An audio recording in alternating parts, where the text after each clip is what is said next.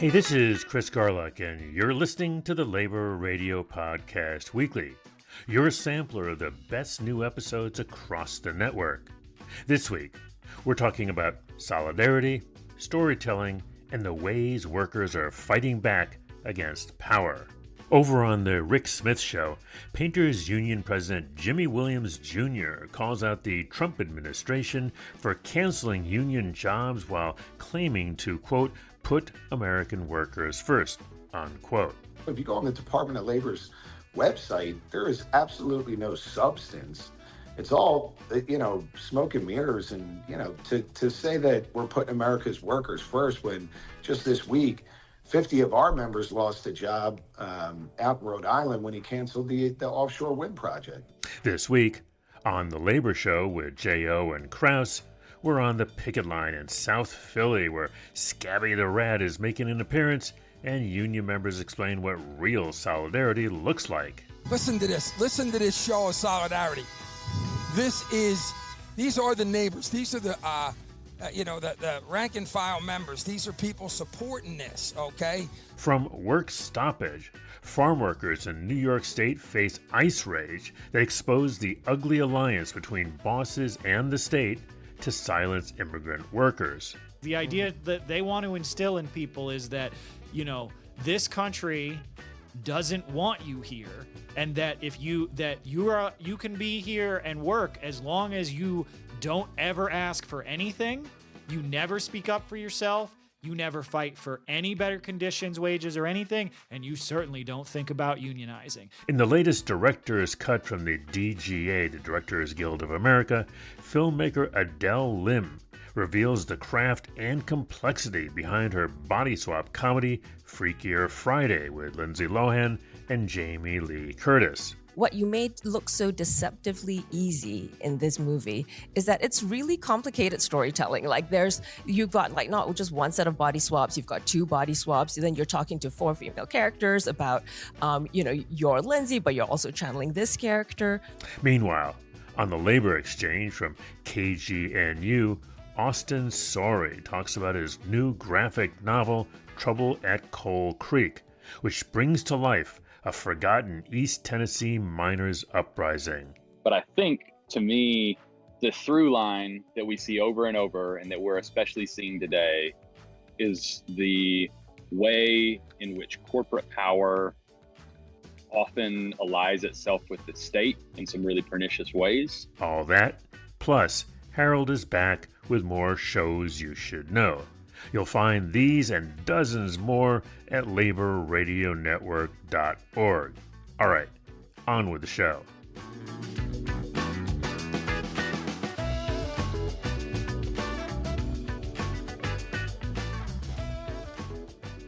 It's time for the Rick Smith Show. Now, here is the voice of the working class, Rick Smith. And welcome, brothers, sisters, working class heroes. This is the Rick Smith Show.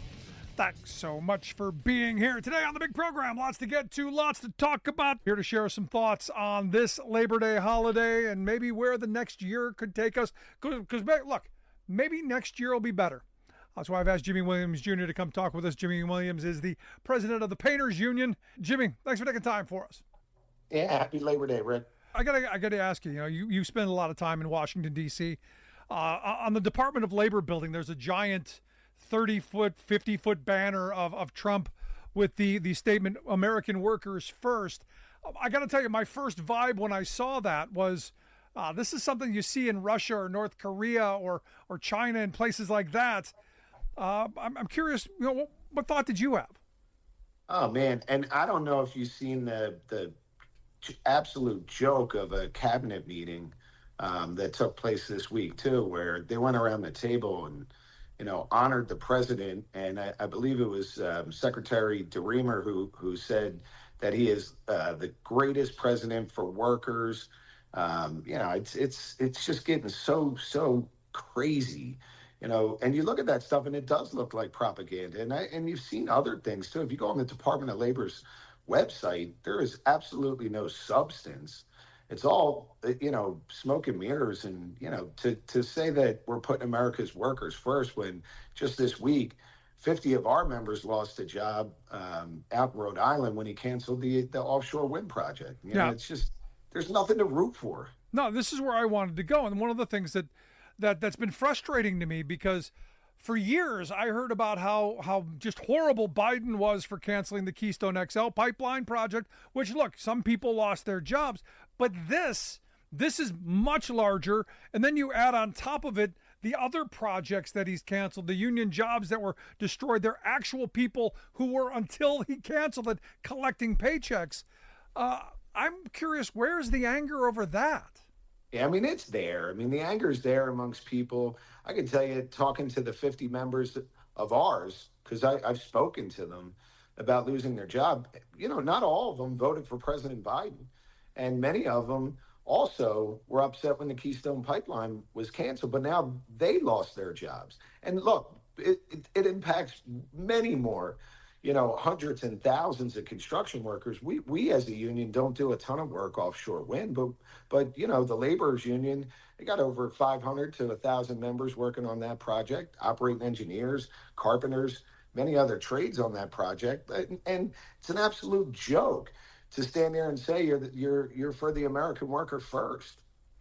We got a lot of work. Jimmy, I think you guys are doing fantastic work. I hope folks will check out your website, iupat.org. Jimmy Williams, Jr., General President of the International Union of Painters and Allied Trades. I appreciate the time. Thanks, Rick. It's a special edition of the Labor Show with J-Doc and Krause as we broadcast tonight. J-Doc on location. Glad to be down, parked in front of IATSE 8 and directly across from the 2300 arena. We're going to tell the story tonight as it unfolds. Should be a good hour show tonight. Yeah, Joe, we're down across from the 2300 arena. Okay, actually, ironically, across from IATSE 8. And, the word you hear a lot in labor is solidarity, okay?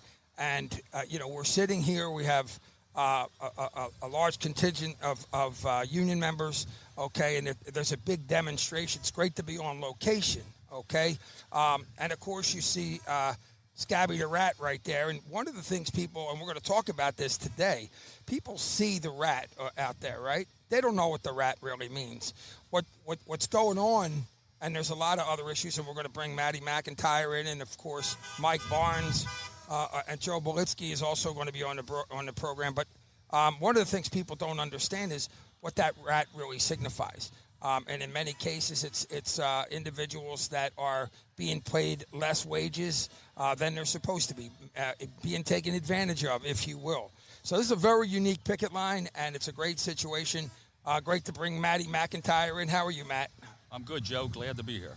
And so, Joe Bolitsky, it's great to have you on the program. Great to be here. Thanks. It's great to have you. And so we're going to have Joe in the next segment. But, Matt, if you would, tell our listeners why we're here.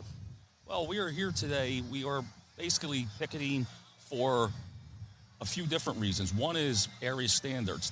The 2300 arena has workers in that building that are being paid unfairly. They are not receiving benefits.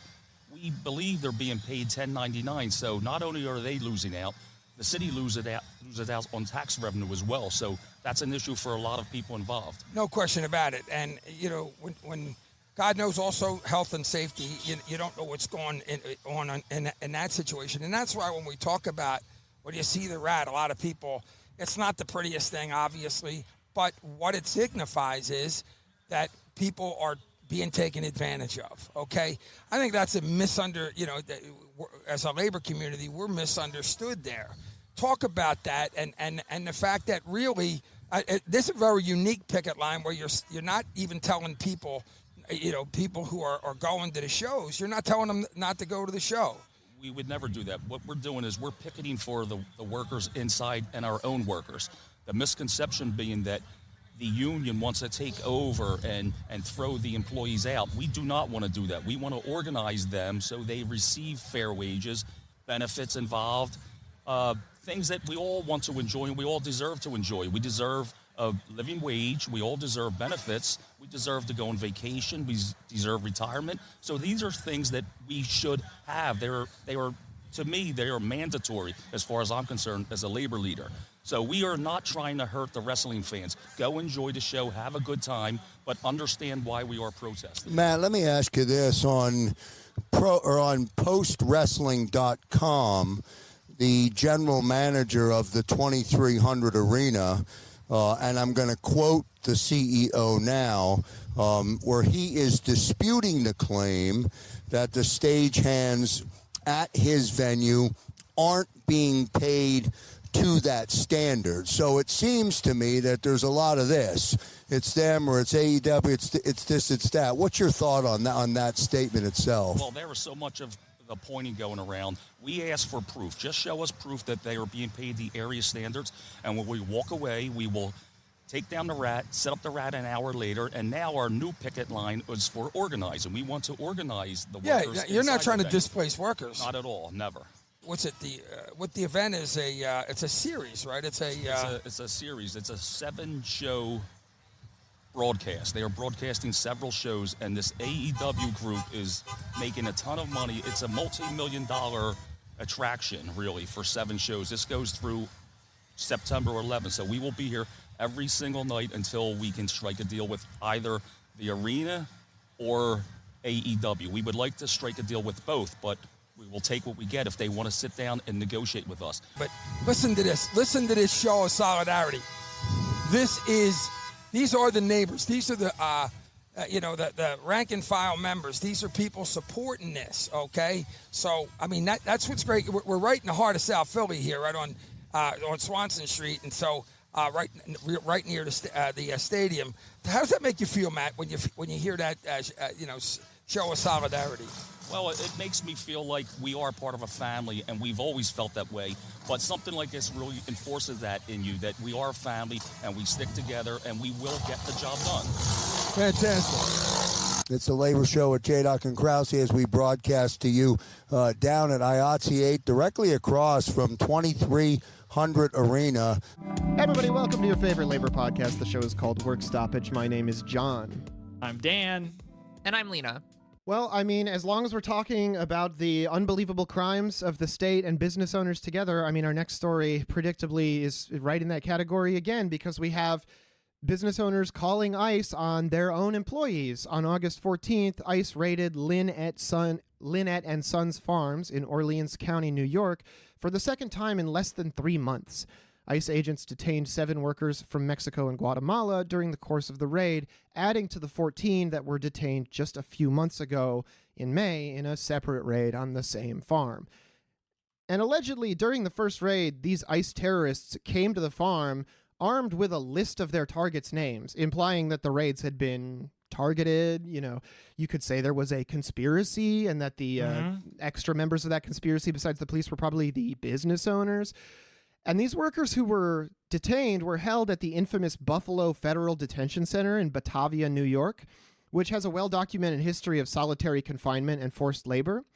Fortunately, the UFW was able to secure the release of 4 of the workers on bond, but 10 were ultimately deported as a result of the raid. What? And I know we've been talking about this a while, that this is the real purpose of all of this. Like the point of this is to make it so that it's not to get rid of all of the immigrant workers in the country. It's to terrorize them so that they don't even think about trying to unionize. The idea that they want to instill in people is that, this country doesn't want you here, and that you can be here and work as long as you don't ever ask for anything, you never speak up for yourself, you never fight for any better conditions, wages, or anything, and you certainly don't think about unionizing. And that if you do any of those things, that immediately ICE will just appear from nowhere and grab you and deport you and potentially torture you. Like, that is what they're trying to set up. Like, that's the is part of Trump's alliance of forces that, other than the giant monopoly capital ones that bankrolled most of his campaign. There's the construction company owner. There's the mid-size farm owner. There's all of these people who make their money super exploiting immigrants, where he's like, and I'm going to let you do that way harder. And I'm going to make it so that they don't even think about unionizing or asking for better wages or even talking back. And if you've ever met the people that would be, jazzed up about that sort of a program, and you probably have, America produces a lot of them, this is the sort of shit that they get off on. Absolutely. Well, we heard from Armando Alenis, who is UFW Secretary Treasurer, who said in a statement shared with Documented NY, who said, quote, "Once again, workers at Lynette Farms were targeted. Once again, multiple workers were taken. And once again, business as usual continues for Lynette's owners and management." End quote. And after all the information we've given you, it may not surprise you that there is an ongoing labor dispute at Lynette. In 2023, the union accused Darren Roberts, the owner, of surveilling and threatening workers and organizers. And this year, when 20 workers at the farm won their contract fight and gained higher wages, health care, and a retirement plan, which went into effect July 1st, the owners simply refused to acknowledge that that was the case, which may have something to do with the frequency and structure of the ICE raids that mysteriously began occurring around the same time. Who knows? Maybe things are related. So the farm has also filed a lawsuit in federal court to overturn the 2019 New York State agricultural law, which restored to these farm workers many of the basic organizing rights that made this union campaign possible. And I only say restored because they're rights that everybody should have. That's correct. So one worker speaking to Documented said, quote, "It's a problem working the way things are. It's too difficult because of the fear of leaving home and the uncertainty of whether we'll return, the constant fear of being arrested, or the fear and panic caused by what we hear from around us." End quote. And another anonymous worker also said, quote, "Working as an immigrant in this country under this president with the mass deportation law has become chaotic for people like us who run the risk every day of being detained by agents of the customs control institutions. The fear of going to work and not being able to return to our families and going out and thinking that a raid awaits us outside is something that has us living in fear." End quote. I think that that's a good place to leave it for this week. We want to thank everybody for listening. And if you'd like to support us, you can do so at patreon.com/workstoppage. Hello, and welcome back to The Director's Cut, brought to you by the Directors Guild of America. In this episode, blended family takes on a whole new meaning when body swaps start happening in director Nisha Ganatra's family comedy, Freakier Friday. Following a screening of the film at the DGA Theater in Los Angeles, Ganatra spoke with director Adele Lim about filming Freakier Friday. Happy Sunday, everybody. Thanks for making it out here today. I know, and thanks, Adele. I think we just want to jump right in. With this project coming up to you, can you talk about how it came to you? Did you have to talk about it? Did you have to pitch Disney for it? Okay, so Jamie Lee Curtis and Lindsay Lohan willed this movie into existence by, I think Jamie said on her press tour, everyone kept asking her about Freaky Friday. And so she sort of talked about doing a sequel, and then she called Lindsay, and Lindsay said she would do it. And then the two of them just kind of, I don't know, they kind of made it happen. But I had a meeting with Kristen Burr, the producer, and she had mentioned the script to me, and I was kind of like, oh my God, are they doing a Freaky Friday sequel? Because I think we grew up, I mean, a lot of us grew up with Lindsay Lohan, and, you know, the idea that Jamie Lee Curtis and Lindsay Lohan were coming back, it was so exciting. So I had a meeting with Kristen, then I had to come up with the take. I had to meet the other producers because it was all the 4 original producers produced this one as well. And then, you know how it is. Then you go to Disney, and then you have to pitch your take to Disney, and then you have to go to another person at Disney, and then another person at Disney. The fun, sexy stuff. All the rounds of interviews, yes. Well, let me ask about this, because this was such a beloved original movie, and you're approaching it with 2 icons. You've got Jamie Lee Curtis, you've got Lindsay Lohan. So in approaching this and looking at it as a sequel, like, what was foremost on your mind? And is this something that you talked about to Disney about?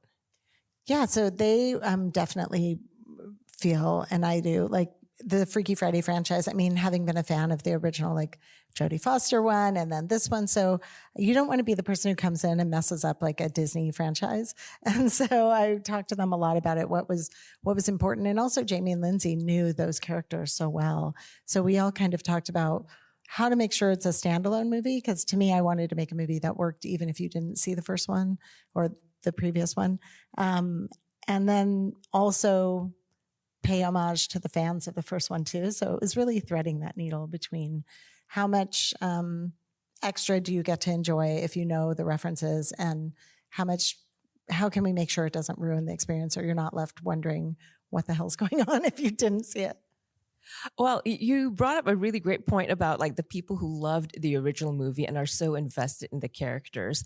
Now, in working with Jamie and with Lindsay, like again, iconic, big personalities, when you're approaching them, the thing I'm obsessed with as a storyteller, what you made look so deceptively easy in this movie is that it's really complicated storytelling. Like you've got like not just one set of body swaps, you've got two body swaps, and then you're talking to four female characters about, you're Lindsay, but you're also channeling this character. So when you were approaching with them and keeping track of those story arcs and the point of view, it's a two-part question. One, how did you sort all of that out story-wise of, when you are tracking the character of like, this is your arc, and how did you work through it with the actors? I'm so glad you said that, because I think a lot of the times it's like, oh, it's a comedy, it's so easy. And then when you read it, it was so confusing to read the script, because it would say the character's name and then who they really were in parentheses. And then you were like, is that, and then we just started referring to everyone as Jamie and Lindsay and Harper and Lily, because it was just easier, because it got very confused. Everyone was a little confused even, but once the characters came alive, so really when you're watching them, like they're doing really sophisticated acting, because it's 4 actors playing 8 parts. And that part, I think, became so important. Thanks for listening to another DGA Q&A. This podcast is produced by the Directors Guild of America.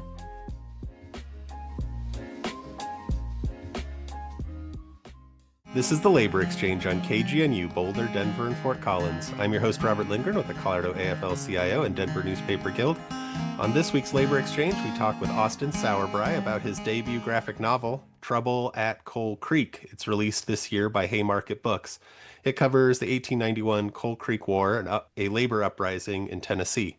Hi, Austin. Welcome to the Labor Exchange. Glad to be here. Yeah, great. Just give our listeners some background on the story that your new graphic novel tells. Sure.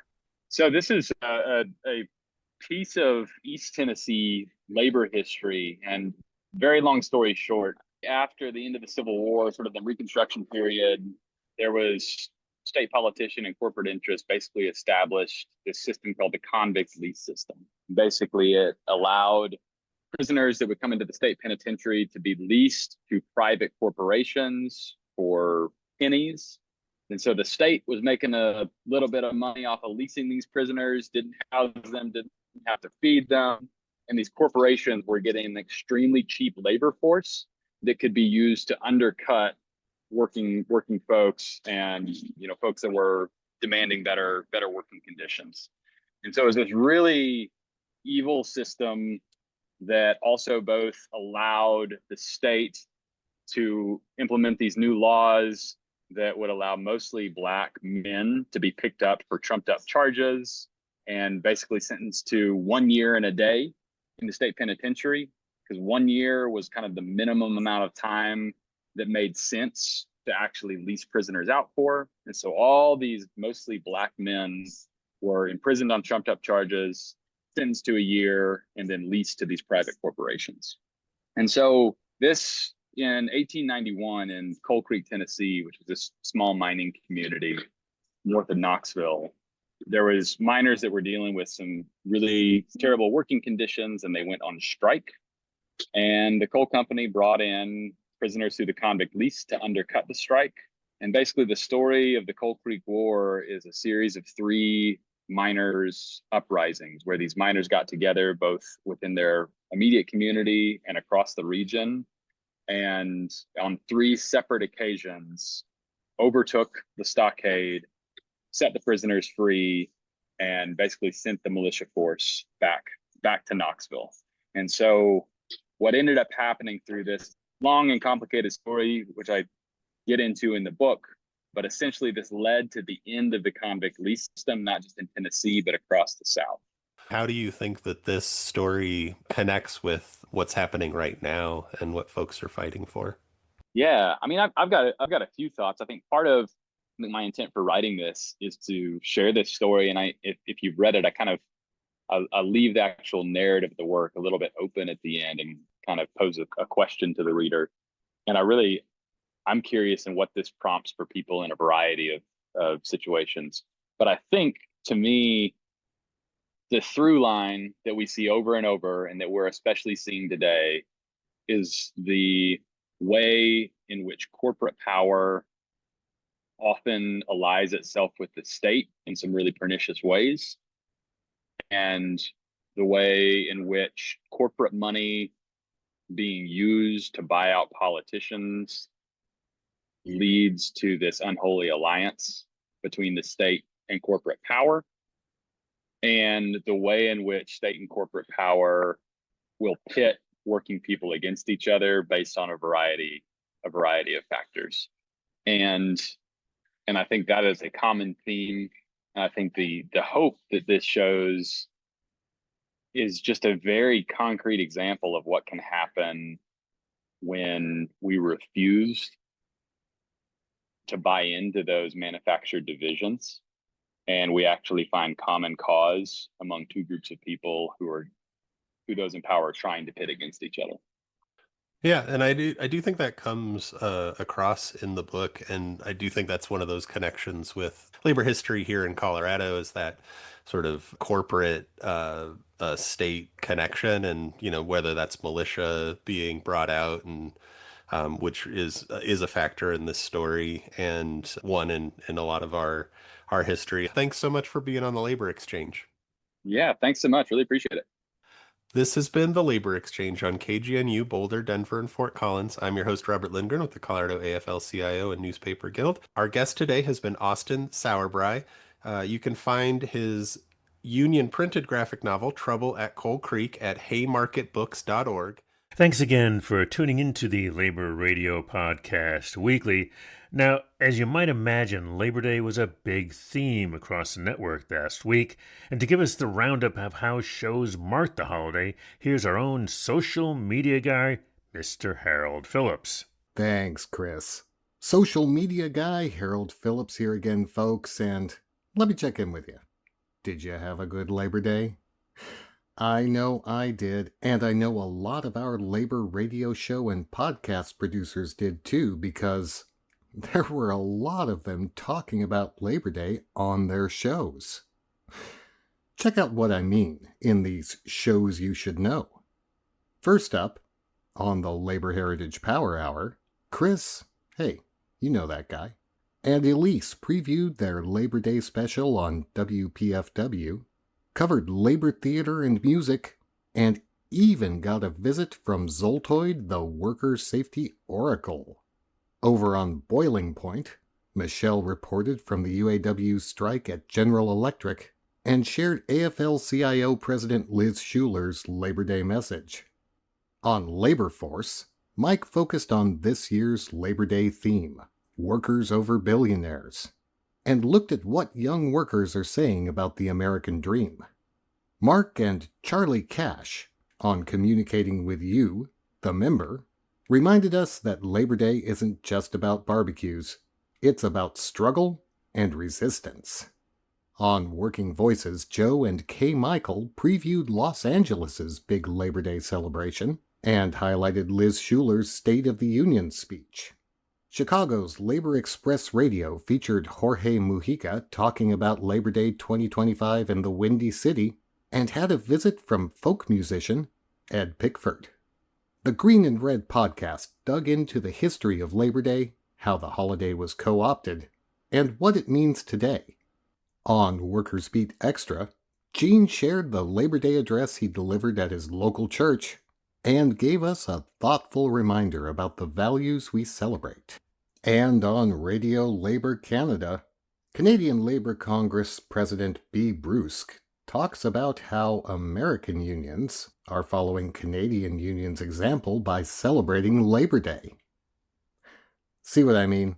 There are a lot of labor radio show and podcast episodes in the network that can help keep that Labor Day spirit alive. And you know where to go to find links to all these shows or the more than 200 other labor radio shows and podcasts in the network, right? Just head to laborradionetwork.org. And you remember what I said about keeping the Labor Day spirit alive? Well, a lot of our labor radio show and podcast producers are doing just that every single day. And they're talking about it on social media. You can find them by following us at Labor Radio Net on Blue Sky and on Facebook and Instagram and Twitter. For now. Okay, Chris, back to you. I'm going to keep the Labor Day spirit alive myself this weekend by telling a few of my friends and fellow workers where they can find some of these episodes. And that's it for this week's Labor Radio Podcast Weekly, your roundup of highlights from the more than 200 shows in the Labor Radio Podcast Network, programs that put working people's voices front and center. You'll find links to all the shows at laborradionetwork.org or follow the hashtag LaborRadioPod on Twitter, X, Facebook, Instagram, Blue Sky, all that. Hey, if you've got thoughts on the show, drop us a line, info@laborradionetwork.org. And if you want to support the network, union-made t-shirts are available in all sizes, 2 colors at laborradionetwork.org. I'm wearing mine now. This podcast recorded under a SAG-AFTRA contract, edited this week by Captain Swing, produced by me, and, as always, with social media by Mr. Harold Phillips. For the Labor Radio Podcast Weekly, I'm Chris Garlock. Stay active, stay tuned to your local labor radio or podcast show, and we'll see you next week.